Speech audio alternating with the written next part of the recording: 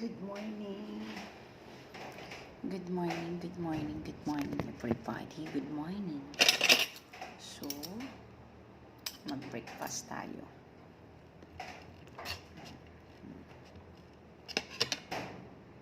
Ang ulam ko na naman is sitaw. Yan.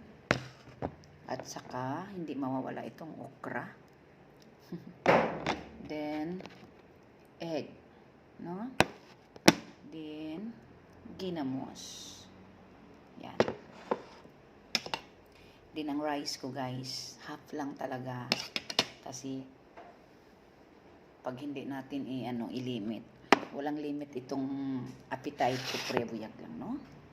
Wala talagang limit itong appetite ko. So, gusto ko magkamay. Kamay muna ako. Lagyan ko lang ito sa spoon. Gusto ko magkamay.